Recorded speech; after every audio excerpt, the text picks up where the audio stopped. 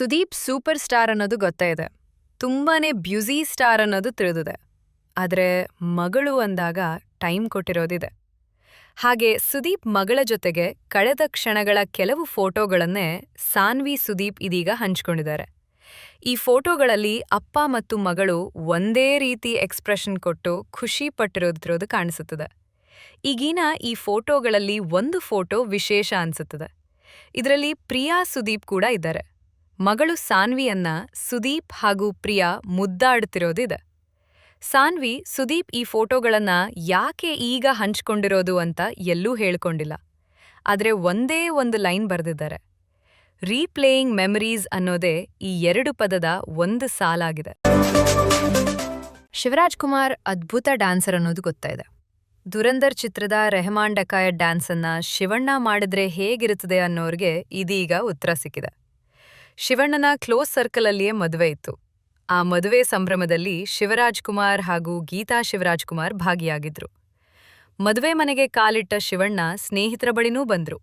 ದುರಂದರ್ ಚಿತ್ರದ ರೆಹಮಾನ್ ಡಕಾಯತ್ ಹಾಡಿಗೆ ಆಗ್ಲೇ ಇವರೆಲ್ಲ ಡ್ಯಾನ್ಸ್ ಮಾಡ್ತಾ ಇದ್ರು. ಇಲ್ಲಿ ಶಿವಣ್ಣ ಕೂಡ ಎಂಟ್ರಿ ಕೊಟ್ರು. ಸ್ನೇಹಿತರು ಒಂದು ಸರ್ಕಲಲ್ಲಿಯೇ ನಿಂತಿದ್ರು. ನಡುವೆ ಶಿವಣ್ಣ ಡ್ಯಾನ್ಸ್ ಮಾಡ್ತಾನೆ ಹೋದ್ರು.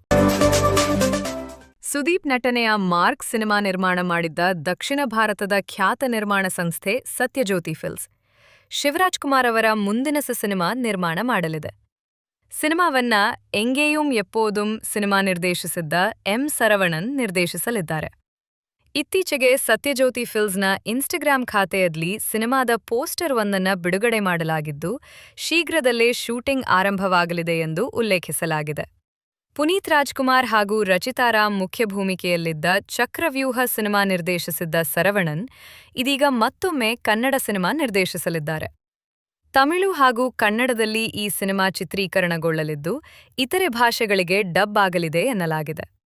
ಚಿತ್ರದ ತಾರಾಬಳಗದ ಬಗ್ಗೆ ಚಿತ್ರತಂಡ ಇನ್ನಷ್ಟೇ ಮಾಹಿತಿಯನ್ನ ಹಂಚಿಕೊಳ್ಳಬೇಕಿದೆ. ವಿಜಯ್ ಅವರ ಜನನಾಯಕನ್ ನಂತರ ಕೆವಿಎನ್ ಪ್ರೊಡಕ್ಷನ್ಸ್ ಮತ್ತೊಂದು ಸೆನ್ಸಾರ್ ಸಮಸ್ಯೆಯನ್ನು ಎದುರಿಸಬೇಕಾಗಿದೆ ಎಂದು ತೋರುತ್ತಿದೆ. ಈ ಬಾರಿ ಧ್ರುವ ಸರ್ಜಾ ಅಭಿನಯದ ಖೇಡಿ ಚಿತ್ರಕ್ಕೆ ಅನಿರೀಕ್ಷಿತ ಅಡಚಣೆ ಎದುರಿಸಲಾಗುತ್ತಿದೆ ಎಂದು ಹೇಳಲಾಗಿದೆ.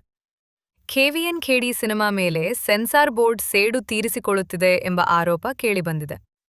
ಕನ್ನಡ ಸಿನಿಮಾಗಳಿಗೆ ಮುಂಬೈನ ಸೆಂಟರ್ ಸೆನ್ಸಾರ್ ಬೋರ್ಡ್ನಿಂದ ಅನ್ಯಾಯ ಆಗುತ್ತಿದೆ. ನಿಯಮ ಉಲ್ಲಂಘಿಸಿ ನಿರ್ದೇಶಕ ನಿರ್ಮಾಣ ಸಂಸ್ಥೆ ಹಾಗೂ ಪ್ರಾದೇಶಿಕ ಸೆನ್ಸಾರ್ ಮಂಡಳಿ ಗಮನಕ್ಕೆ ತರದೆ ರಿವೈಸಿಂಗ್ ಕಮಿಟಿಗೆ ಕಳುಹಿಸಲಾಗಿದೆ. ಪ್ರಾದೇಶಿಕ ಸೆನ್ಸಾರ್ ಮಂಡಳಿ ಈಗಾಗಲೇ ಖೇಡಿ ಸಿನಿಮಾ ವೀಕ್ಷಿಸಿ ರಕ್ತಪಾತ ಇರೋದ್ರಿಂದ ಚಿತ್ರಕ್ಕೆ ಎ ಸರ್ಟಿಫಿಕೇಟ್ ನೀಡುವುದಾಗಿ ಹೇಳಿತ್ತು. ಹಾಡಿನ ಸಾಹಿತ್ಯ 2 ಸಾಲು ಬದಲಿಸಲು ಸೂಚನೆ ನೀಡಿತ್ತು.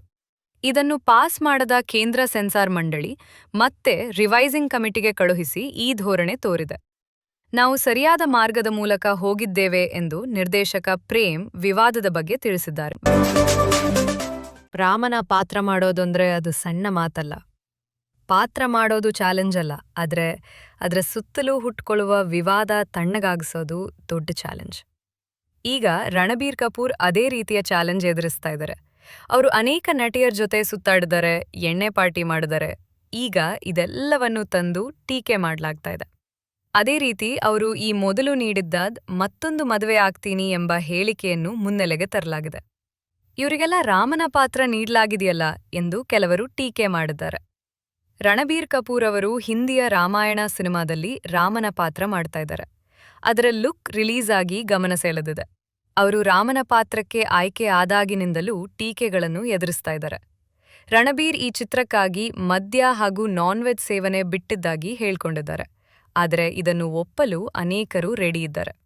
ಜನ ಸಾಮಾನ್ಯರಿಂದ ಹಿಡಿದು ಕಂಗನಾ ರಣಾವತ್ ರೀತಿಯ ಸೆಲೆಬ್ರಿಟಿಗಳು ರಣಬೀರ್ ಆಯ್ಕೆಯನ್ನು ಟೀಕಿಸಿದ್ದಾರೆ. ಅವರು ಸ್ತ್ರೀ ಲೋಲ ಎಂದು ಕರೆದಿರುವ ಅನೇಕರು ರಾಮನ ಪಾತ್ರದ ಪಾವಿತ್ರ್ಯತೆ ಹಾಳು ಮಾಡಲಾಗಿದೆ ಎಂದು ಟೀಕಿಸಿದ್ದಾರೆ.